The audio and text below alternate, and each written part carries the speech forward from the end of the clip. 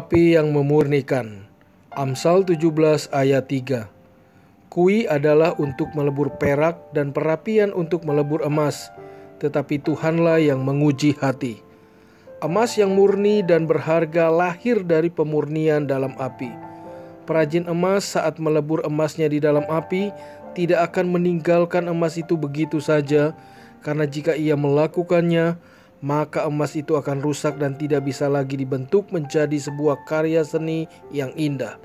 Sebaliknya, perajin emas akan selalu berada di dekat api untuk mengamati emasnya yang sedang terbakar di dalam api yang panas membara. Meskipun ia harus ikut merasakan panas dari proses peleburan itu. Emas murni harus berada di dalam api cukup lama sampai semua kotoran dan ketidakmurnian yang terkandung di dalamnya terbakar habis. Dari mana perajin emas tahu bahwa kotoran yang terkandung di dalamnya telah habis terbakar?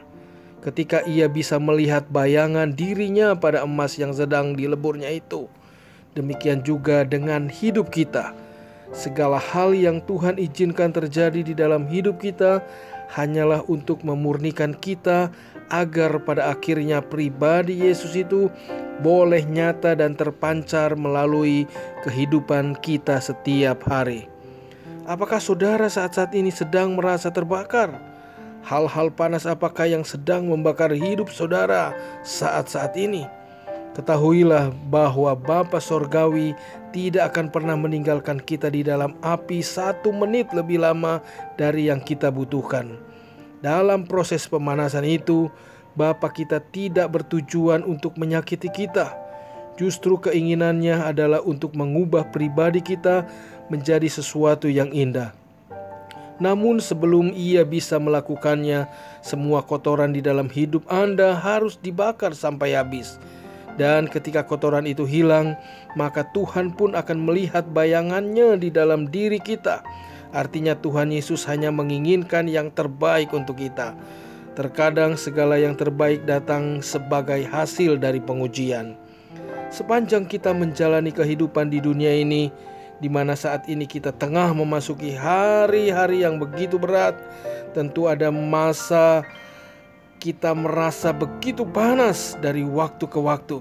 Tetapi percayalah, Bapa telah menyiapkan yang terbaik untuk kita. Meskipun kita tidak dapat melihat kebaikan itu pada saat ini, namun tujuannya hanyalah untuk membuat kita menjadi pribadi yang indah dan cocok untuk dipersandingkan sebagai ahli waris kerajaan sorga. Ingatlah bahwa di tengah-tengah api, Anda berada di tangan Bapa yang penuh kasih. Demikian renungan hari ini. Mari kita berdoa. Bapa di surga, terima kasih buat firman-Mu yang sudah mengingatkan kami kembali bahwa ketika kami menghadapi hari-hari yang begitu sulit, penderitaan datang silih berganti, kami yakin Tuhan memberi waktu kepada kami untuk memurnikan kehidupan kami, supaya kami menjadi indah di hadapan Tuhan. Kami tetap belajar untuk berserah kepada rencana Tuhan, karena rencana Tuhan adalah yang terbaik bagi kami. Hari ini kami juga tetap berserah ke dalam tangan-Mu. Biarlah hari ini menjadi hari yang penuh kemenangan bagi kami. Dalam nama Tuhan Yesus kami berdoa mengucap syukur. Haleluya. Amin.